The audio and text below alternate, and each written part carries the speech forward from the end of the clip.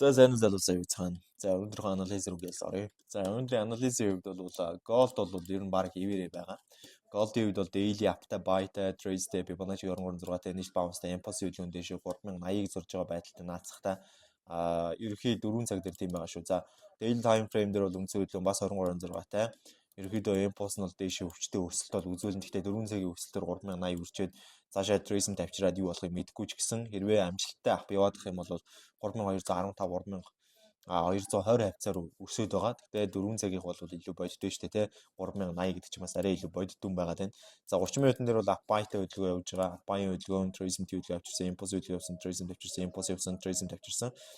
Одоо оройн хэвдээ трейсм тавьчираад импульс явахад бас л адилхан бай гарч ирэх боломжтой. Эндээс бол нэг амир одоо энэ байыг бол эсэргүүцээд авах шалтгаан харагдахгүй байна. За USD yen бол одоо яг daily дээр Euro руу break-in хийсэн нөхцөл байдалтай.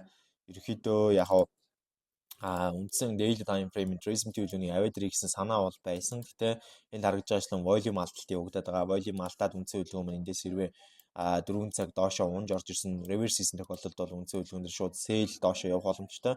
Sell бол доошоо явахдаа доороо яад 144383 руу явчих магадaltaй харагдаад байгаа. За дээшээ бол buying мэдээж очих цэг бол 151 214 хэвээрэл байгаа.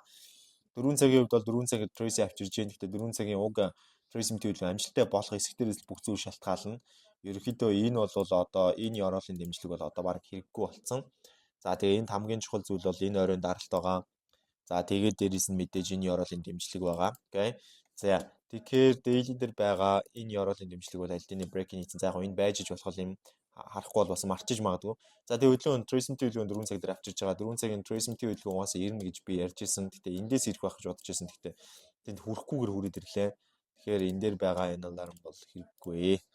За тэгээд үндсэн хөдөлгөөн маань эндээс ингээд tracing төлөвлөгөөнөө авчираад ерөнхийдөө reverse хийгээд trace авчирсан тохиолдолд би buy нэгсэн байгаа. Тэгээд тэр buy маань бол хэвээрэл байгаа. Энэ stop бол өөрчлөөгүй байна. Nasdaq дээр ерөнхийдөө арай өөр зүйл хийсэн. За daily дээр бол Nasdaq-ийн tracing төлөвлөгөөн хүч муутай орж ирсэн. Euro руу break-in хийсэн боловч ийшээ бол одоо хүрч чадаагүй юм хөдөлгөөн үүссэн. Тэгэхээр одоо ерөнхийдөө энэ Euroлийн дэмжлэг бол хэрэггүй болсон. Одоо үндсэндээ бол уналт гүйцэтгэх боломжтой. Хас 2306-тай initial bounce-тай impulse хөдөлгөөн бол 17023 хүнийг зоржиж болно. Энэ маань бол үндсэн хөдөлгөөний ерөнхийдөө л Майшорыг эвдэх гэж яах магадлалтай хөдөлгөөн орж ирэх гэдэг. Тийм учраас үндсэн хөдөлгөөн маань 17023 хүрдгүү махад хамгийн наазахта 18305 дээр бол хүрэх сонирхолтой байгаа. 4 цаг дээр бол хөдөлгөөн 4 цагийн downtrend selling zone-той tracing төлөвлөгөө авчирсан чигтэй байгаа. Tracing төлөвлөгөө нь өмнө байсан impulse хөдөлгөөнийхөө P-bog-ийн 61.8 дээр байсан байдалтай хас 27 хүрэх боломжтой.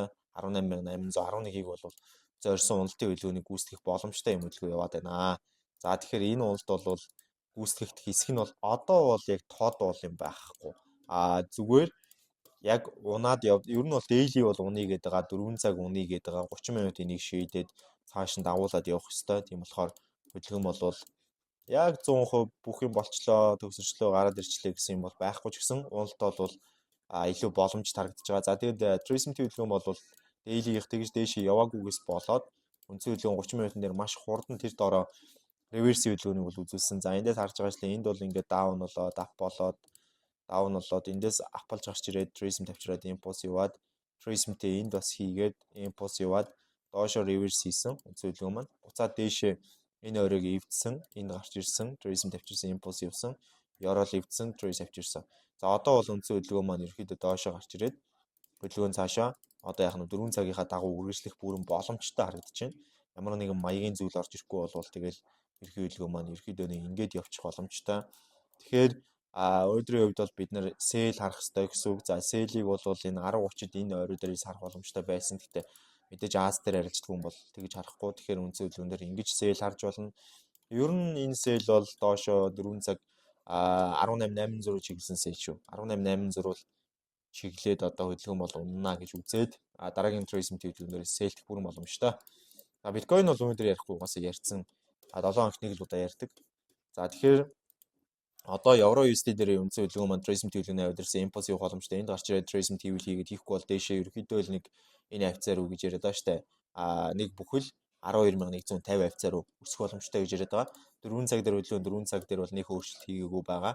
4 цаг хамгийн гол нь бол өмнө орой дээр хүрэх байсан тэрийг хүрсэн. Одоо энд гарч ирээд 4 цагийн туризм төлөвлөгөөийг хүртэл бид нар бол ямар нэгэн байр суурь баримтлахгүй гэж үзэж байгаа. За ерөнхийдөө нэг иймэрхүү 4 цагийн туризм төлөвлөгөө орж ирэх үед эндээс нь би buy idea гэсэн сонирхол бол байгаад байгаа. Туризм төлөвлөгөөнд дуусаад импульс төлөвлөгөө явах болоход дээшээ бол үндсэн төлөвлөгөөн дээр 11,000